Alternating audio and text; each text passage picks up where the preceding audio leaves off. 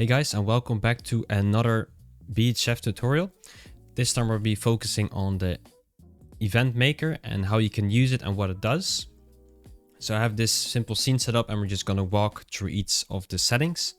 So let me grab a new event maker right here and drag it in the scene. And if I go to details panel, I'm going to make it a bit bigger like this. You're going to notice that you see BF event and then array element 0 and box size. Box size is basically everything you need to do to move the width of the overlap trigger. So you can easily scale it depending on what you need. So it could be filling a hallway like this, or if you need to be smaller, you can make it the height less. You can basically change all the axes. And let's say we have a door and we want to use the BHF door to open whenever you overlap with this trigger. So what we're going to do, I'm going to make a new event.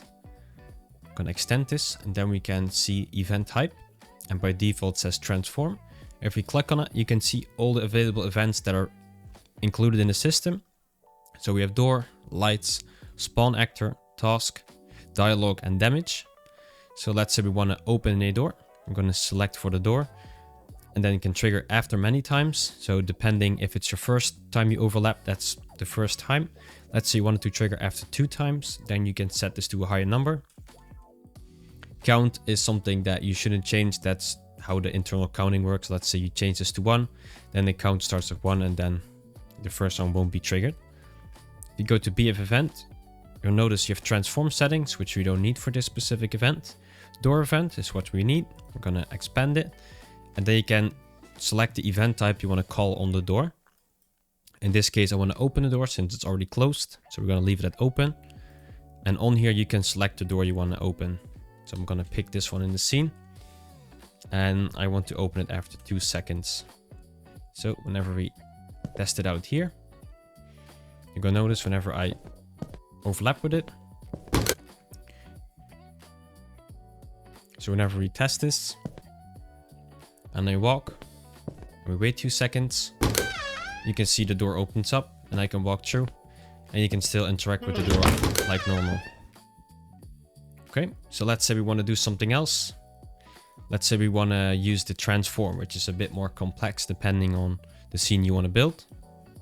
So we're going to clear all these events right here and we're going to select transform. And I want to move this cube all the way at the top. And the second one I move on the right and I want to destroy that one. So how you can build the scene. We're going to make the first one transform. And then we're going to expand the transform. And I'm going to select the left cube. Whenever you want to move an object, it's important that you click on it. And then check it says on movable. If it's not on movable, you will get an error that says the item is not set to movable. So then you know that you need to change this. And then I'm going to get the location of where I want the actor to move. So an easy way to do this is just move it on the location where you want it. And since I'm only changing the location and not the rotation or the scale, I only have to copy the top part. And then I'm going to my transform settings and then the transform. Then I can paste this in. And the scale, well, I'm going to leave at 1 and the rotation is 0 since we don't change that. Then you see a setting called smooth. Smooth means you can make an object move smooth towards its location. So whenever you check that, it's important that you have a transform duration. If it's 0, it's just going to snap either way. So it's just going to snap to the location. So if I press play now, you're going to notice it instantly snaps to the location. But let's say you want it to be smooth and it should take around 3 seconds. You're now going to notice that the object takes 3 seconds to get to its target location. But now we want the second one to move. So how we're going to do that? We're going to close this. We're going to make a new event. Only one extra. And then we're going to select transform again. Expand BF event. Actor to transform, which is the right one. And we're going to move it on the right. Copy the location. And then paste it in the transform settings again. Paste. I do want it to be smooth. And let's say 4 seconds, so it's really slow. And then you can have an initial delay time.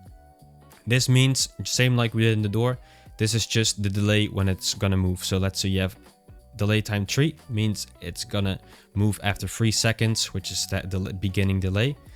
You have a destroy and finish. That means whenever it has been moved to its desired location, the actor will be destroyed afterwards. You can have a sound, which you can play. Let's say you have this default engine sound, and if it's 3D, what it does, it attaches the 3D sound to the actor you've chosen. So you don't have to manually set the location where you want the sound to play. It always chooses the location of where the object is. So whenever we test this, you're gonna notice this one moves up, and after 4 seconds this one will be done, and it will be removed afterwards. Looks like it's not removed. That's because we don't have destroy and finish on. So whenever we click destroy and finish, now this one moves faster, and after 4 seconds this one will disappear, and now we have our basic scene done. And as you've noticed, let's say we clear these ones out, there are features a lot more of events like lights, spawn actors, so you can spawn your custom classes in here. You have a task that you can change. Dialogue trigger. Dialogue trigger is that you can display the internal dialogue of the game. So let's say we choose dialogue. We're going to go back to dialogue. And I'm going to type, this is the tutorial map. Duration, which is by default it's 0 seconds, so it's going to instantly fade. I'm going to have it in screen for 3 seconds. And of course we have another delay, which is the start delay on when it should start. So the higher the number, the later it will start. So whenever we overlap with this trigger, you're going to notice the text will appear, and then it will be removed after 3 seconds. Same for the task.